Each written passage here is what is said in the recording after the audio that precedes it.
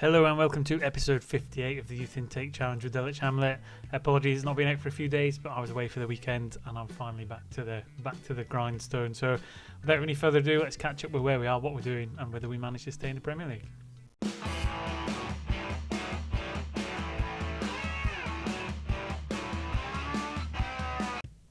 Welcome back. First thing off the bat, you can see we're nowhere near the top half of the table. We're a bit disappointing, but no surprise really. However, it looks like we are probably, touch wood, going to avoid relegation. So we're currently 8 points clear of the relegation zone, ahead of Fulham. They're the highest ones in the bottom three. Brentford and Cardiff pretty much cut adrift now. Cardiff had a points deduction at the start of the season. Between them and Brentford, they're probably almost certainly going down now. I can't see them escaping.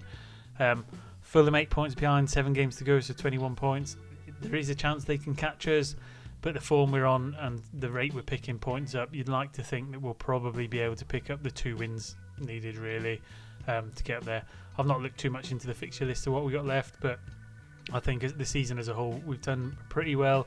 I think draws and grinding out the points here and there is probably what's kept us in the division. FA Cup we'd been knocked out already, and Carabao Cup again, 2 competitions, not really that important in the grand scheme of things. Staying in division is probably the most important thing in there. Moving on from there, we'll start from the bottom. We'll kind of work our way up till we get to the players. But development centre wise, again, players have been out on loan. They've done all right. They made a huge number of appearances for the majority of them. Lots of these will come back and make some progress towards making it to the first team. So I think Robbie Harris is one of the midfield players who's got a good future ahead of him. Dave White, not too bad. Malenga maybe, but not quite sure. But it's been quite successful, I think, in terms of the players being out on loan. You probably see them a little bit better in the under-21 view. No one's really pushing beyond the 2-star they were earlier in the season. There's been a little bit of regression, or perhaps it's balanced out as the players in our squad have developed slightly better, as our home players, the ones we hold on to. But there's certainly a number of players in there that are probably going to come back in and fit in next season as we look to consolidate our place in the Premier League. Under 18 wise, nothing too much in there. Remy Littman, probably the best of the youngsters in there. Staff wise, we're doing quite good in terms of staff. That's the under 21 staff. We probably want the main staff. Again, one of the best coaching staff setups in the Premier League, which is surprising for mighty Dulwich. We are still missing one scout, but we're going to try and recruit him shortly. That'll put us kind of middle of the pack in terms of the recruitment. However, we don't really need to look too much into them in terms of recruitment, but it is nice to have them in there in terms of assessing and evaluating our own player squad. In terms of the finances, up to nearly 30 million now, so we're on a massive increase. This is ramping up and it's looking really good for the future, certainly in terms of things like stadium expansions and getting the facilities needed to get the youth players developing at a much faster rate and hitting their potential threshold. So for many seasons we've struggled, we've been in huge amounts of debts. We still have some debts which we've started paying off now.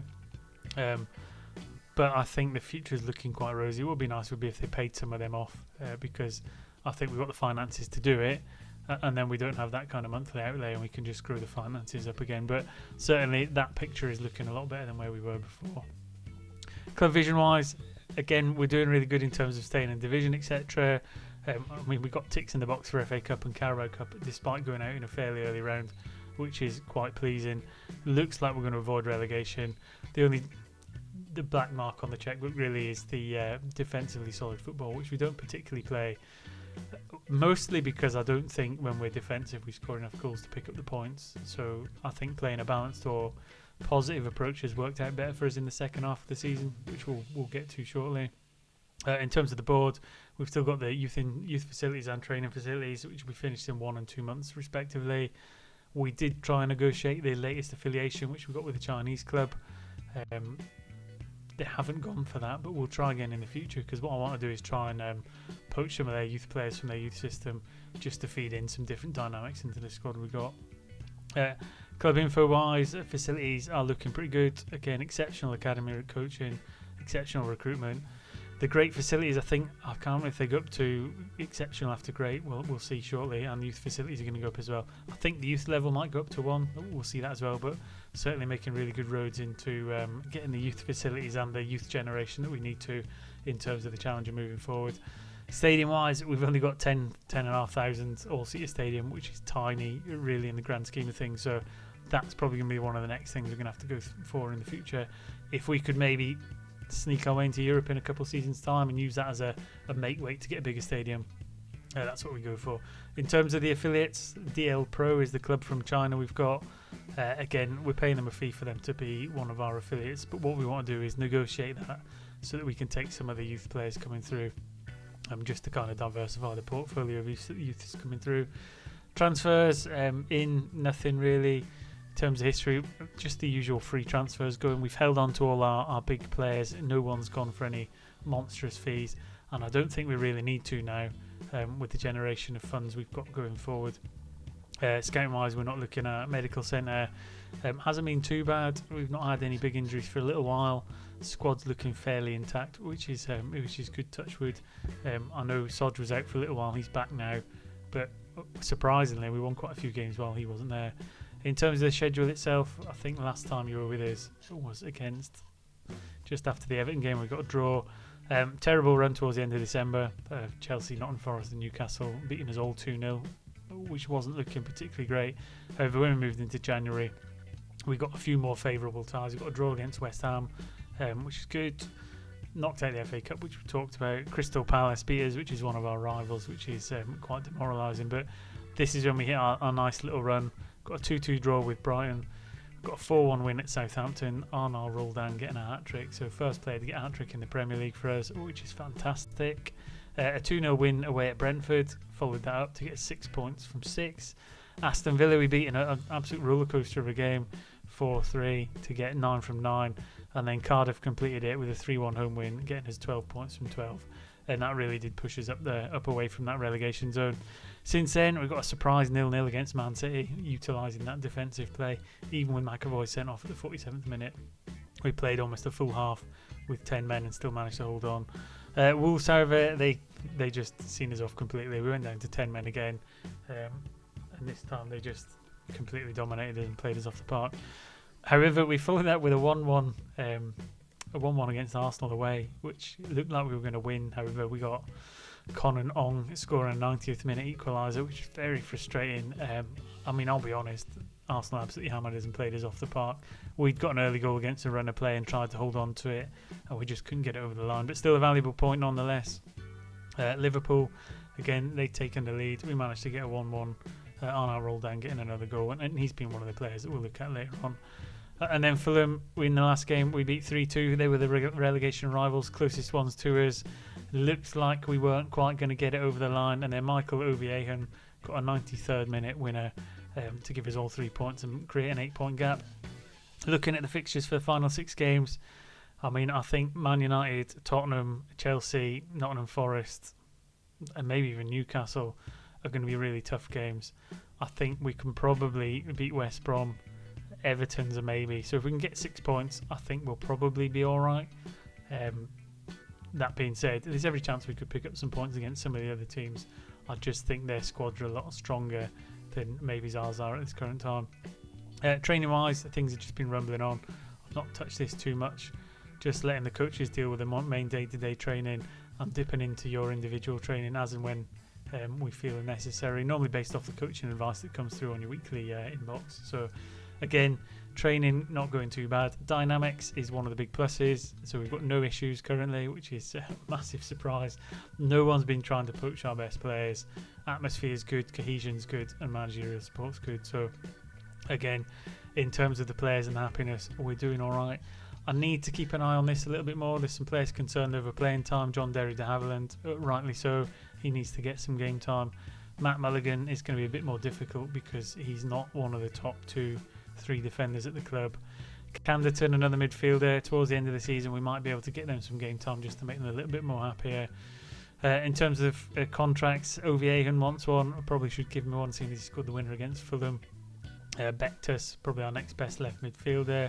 Onyango, one of our fullbacks we need to keep, and Paul Sodge looking like he wants to move to a bigger club, which that's the thing we want to avoid unless someone's going to pay his release fee of 80+ million, which if that happens, it happens. We just have to deal with it. In terms of training, a few little concerns, but I'm not too worried about that side of things. Looking at the squad itself then, again, we won't dip into too many of the players, but I mean, you've got the stalwarts and the ones that are doing particularly well. Arnaud Roldan, he's one of the highest performing players. Played all 33 games, I think, in the league, or 31 out of the 33. He's scored 10 goals, so he's into double figures, 5 assists, one of the better performing in terms of average rating. Fairly consistent, worth 9 to 12 million. Still only 20, so he's got some development left in him in terms of his progress. Nothing pivotal in moving forward. However, he's been on a peak at the start of the season. He's starting to creep up a little bit now. His attributes since he came in have been pretty remarkable. So major, which is what we like to see. Good technicals. His determination's gone down a little bit though. He's down to 15. It would be nice if that went up a touch. His physicals have all gone up quite good. So I mean, he's quite a well-balanced, well-rounded player. We could do with a little bit more somewhere just to get him over the line. He's not quite as prolific as we'd like. However, benefit of the doubt, he's only 20. He's got years in the bank, and in terms of his report, he can still improve a lot. So decent Sky Bet Championship player at the minute. Whether we could just tick him over to a Premier League player, I'm not sure, but I think we might just be able to get him over the line. After him, looking at in terms of the goals, I mean, we've had Roldan, but Silverio is another one we'll look at, the right winger. We don't look at him particularly often, but again, he's another really well-balanced player. Been with us for quite a number of years now, 25 years old. Quite good in terms of agility and balance. Again, he's been making some goals, getting a couple assists on there. Average isn't particularly great in terms of 6.67. However, we're in a team struggling in the bottom of the Premier League, so it's probably not that bad in terms of the balance of the whole picture. Again, whether he can eke out any more potential, I'm not sure. He's down as a good League One player, could be a Sky Bet Championship player. What we probably need is someone just to replace him within that position. I mean, Soggy is slightly better out there. Patrick Pepra played a number of games out on that right hand side, but I think his threshold's probably largely the same. So Silverio will be here for a little bit longer, I think, until somebody better comes along. In terms of the assists, we've got Paul Soggy. I mean, he's only got 19 games, so compared to the 31, that's a huge drop-off. He's our best average rating by a country mile, 7.19. He's getting some goals, only 3, but he's 6 assists. And again, every time we look at him, he just looks like a really good player. 5 caps at international level, 1 goal. Is he still classed as a wonder kid? Yes, he is. So again, I think at some point someone's going to come and pay his release clause. I mean, he's 60 to 73 million there, but I think his release clause is 80, and he's still got a bit more potential in there. So if we look at his reports, currently a good Premier League player, it could still improve a lot though. So whether he could make it to European or world class, I'm not sure. Probably not going to achieve that with us because it's going to take us a bit of time to get to those levels. However, I think if somebody snaps him up, they've got a really good player on their hands. And we have got players who can fill in behind him. I don't particularly want him to go. I mean, there's been some other players in there being relatively useful. John O'Carr's been quite good in the middle of the pitch this year, 22. Again, he's probably not got the threshold we want. He's a decent Sky Bet Championship player, close to full potential. Not sure we can get him over the line to be a Premier League player. Who else have we got in here that's worth looking at? I mean, Tony Dunk's dropped off the mark. Anyone surprising in terms of the number of appearances we've got? Probably down this bottom end. Bektas has got some. Canderton's got a few more games in there. Again, another young midfielder. Might be someone who steps in so should Soggy leave. Again, he's got a reasonable amount of potential still left him, but that only takes him to Sky Bet Championship standard. So the last intake wasn't the greatest in the world, but we're going to need to develop some more players. We're going to need to get the facilities in place, and we're going to need to hopefully get a really good one going forward for the next one, because I think we're going to need a few more Paul Soggy standard players if we're going to drag ourselves up the table and get a little bit higher. In terms of the squad planner, etc., there's not really much point looking at it. Tactics wise, we're playing 2 up top again. We did drop to one behind just to stabilise us, but in terms of the familiarity and the club picture, Soggy and Oza have been playing on the wings. Soggy because we had some injuries at a point to Silverio, but he's coming back, so Soggy will drop back into midfield alongside Mandanda. Oza on the right, Silverio on the right, Duncan Roldan up top. The other thing really is Tony Dunk. He's just not I don't think he's as good as Roldan now. I think he's fading off a bit. His dribbling's not particularly good. Just as a picture, his stats don't quite look as good. What we need is somebody coming through. He's a Sky Bet League One standard player, close to his full potential. I'm looking at Patrick Pepper, Rakim Primus might be the ones to come forward and take him over, and that could well happen as early as next season. I think if we look at some of the players in the under-21 squads, for example, and the under-18s, we've got some really good high potential players in there. I mean, have we got any strikers? So Dave White, the young Scot, again, he went away, he's been on loan for a bit.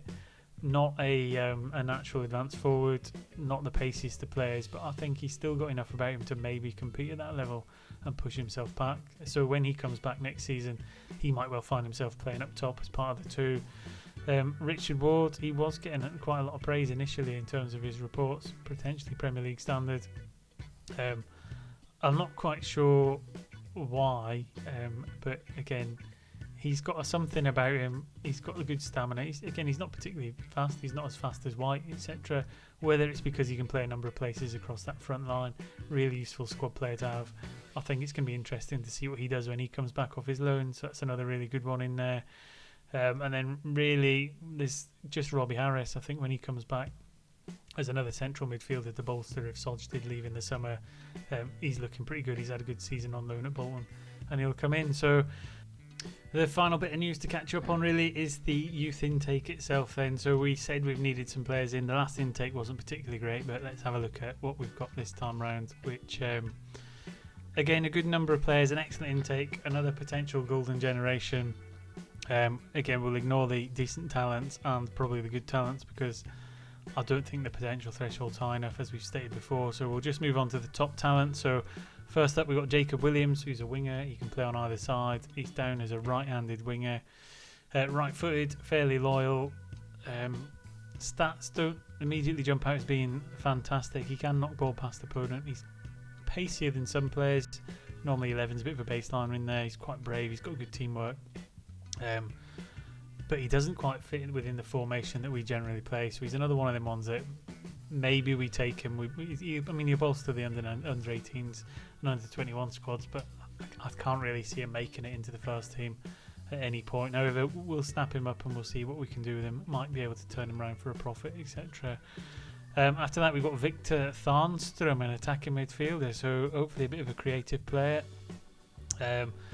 Decisions, determination, flair, work rate, technique, and first touch are his strengths. He gets into the opposition area, tries killer balls often, so he is that kind of attacking midfield player. He's not particularly fast. He's just going to look to thread balls in through. Now, we don't currently play a player in that position. However, when we do default to that position, he might be quite useful in trying to unlock the back four, especially if we can find a pacey striker from somewhere, because he might be able to unlock defence and get them through the back four. So yeah, looking all right, Victor Tharnström. Not very good in terms of the physicals, but he's only 15. That could change dramatically, and that's certainly what we'll be hoping for. The young Swede. After that, we've got Alistair Neil, defensive midfielder, but he's down as a centre half. I'm not quite sure why they do that, but Alistair Neil, 194, quite tall. Teamwork, positioning, work rate is good. Jumping reach is quite good as well. So young centre back, brave. Marking, passing, tackling is quite low. Mercenary, so not the best of personalities to come through, but again, we're quite good at producing some good centre halves as we've gone through with the McAvoys, the Christopher Fridays, etc. De Havillands. Let's hope that Alistair Neil is another one in the long line of centre halves coming through the Dulwich Hamlet youth system. After Alistair Neil, we've got James Carter, ball winning midfielder. Again, he's down as a natural defender. 178, so he's tall, so he's absolutely not a centre half. I don't think. Work rate and teamwork's good. It could be used some of that kind of tackling to put him in that kind of midfield as a ball winner, perhaps. I mean, he's 1.5 star, enthusiastic, fairly loyal, no traits. He's brave and he's got natural fitness. So actually, as part of the engine room in there, we might be able to develop him into being one of the ball winning midfielders for when Mandanda moves on. So he's got a number of years to catch up to that kind of standard. But James Carter, another one in a bit of an iffy one, that, because I don't like it when he's a ball winning midfielder, but he's naturally a centre half. Louis Reed, another centre half. This time he is a centre half. It's a big, tall, 186, so slightly taller. Immediately it looks like he's got a better spread of stats. He can pass, he can tackle, he can get good positioning. He's a bit of a leader in there as well. reasonable jump in reach, low determination is a bit of a negative on there, but again, naturally fit, quite good natural tendencies in the mental side of the game. So maybe a ball playing defender. Could do with him being a little bit taller, but he could grow. Maybe get to 190 if we're lucky. But Louis Reed, another centre half to add to the pool. Into the elite talents now then. Going with Benedict Joseph, inside forward on the left hand side, so I'm expecting him to be. Would have thought he would have been right footed. Likes to shoot from distance, but his long shot's 9. Dives into tackles, which isn't particularly great. Promising winger, but he's only speed 8. So his pace is 8. It's not great. Good work rate, good technique. Reasonable off the ball. First touch is alright, but his dribbling and finishing is a little bit to be desired. But again, he's only 16, so we'll see how he develops. Normally I like the inside forwards to have the opposite natural foot, so might have to train him to be on the right hand side, cutting in onto his left foot if we want to get the maximum benefit from him. But Benedict Joseph is another player to add to that pool. Gary Liebert, inverted winger on the right, but he's a natural striker. Is this going to be the pacey striker we need? Gary Liebert, come on, pace. We want greens. 14, so not bad. Better than a lot of them. Determined, which is giving him a driven personality. Dribbling 17 as well, so on the right hand side. Dribbling is useful. What about up top in the advanced forward? Dribbling, finishing, first touch. We can work on a pace and acceleration is alright. 186, so he's reasonably tall. That's in an advanced forward as well. So we just need to work a little bit on the mental side of the game. But certainly there is some promise in there as a player.